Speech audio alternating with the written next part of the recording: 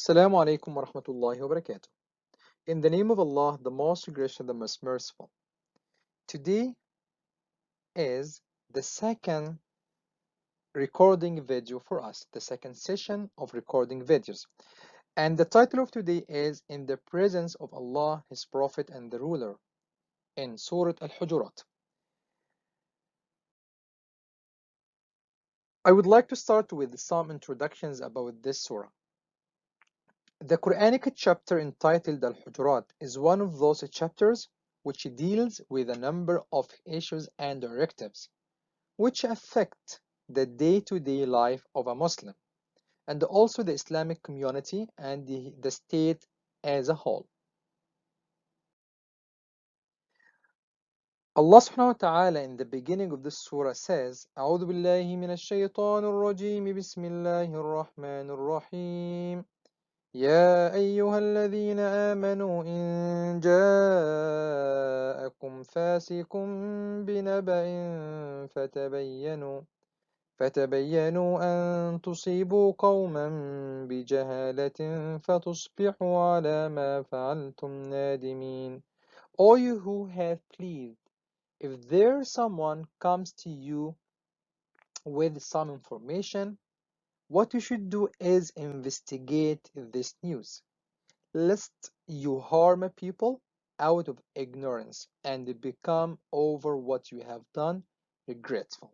So number one, we learn in this surah to check and to investigate whatever you hear and don't believe it without investigation. Number two, the other etiquettes in this surah, Allah subhanahu wa ta'ala says as well in the beginning of the surah, يا أيها الذين آمنوا لا ترفعوا أصواتكم فوق صوت النبي ولا تجهروا له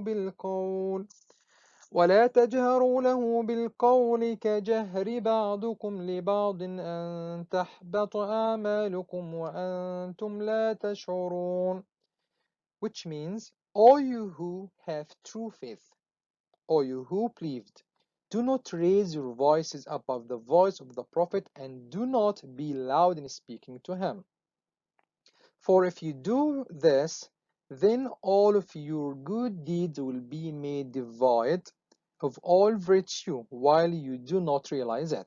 So number two, when you speak to someone, you have to speak not in a loud voice, you have to lower your voice as well, you have to pay attention to. As well, if the Prophet ﷺ wished to speak to a person while in the streets or in the gathering, the Prophet would not speak to them while looking out of the corners of his eyes. Rather, the Prophet would turn his whole body in the direction of that person and then speak to him. And while speaking, he always had a smile on his face. So number three, when you look at someone, look fully, just turn your body follow to him just to show some respect and to show that you are paying attention with him. As well, if any of the Prophet's companions were not present at the gathering, then he would immediately ask about that person. He respected people of all classes and ranks, such that each and every person that met him felt as if he was the most honored person in the sight of the Prophet. He respected the elders and cared about them. Have some illustrated pictures here. The Prophet as well fulfilled the needs and requests of those who came to him. And if he was not able to do that, then he would at least make them pleased with the kind words.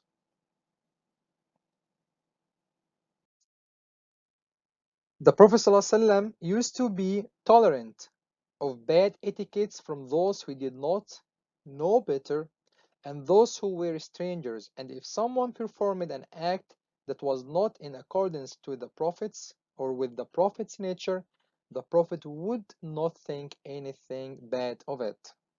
This is some etiquettes we should learn according to the beginning of this surah, and I hope all of you have learned something about these etiquettes and what we need to do now to apply these etiquettes in our life.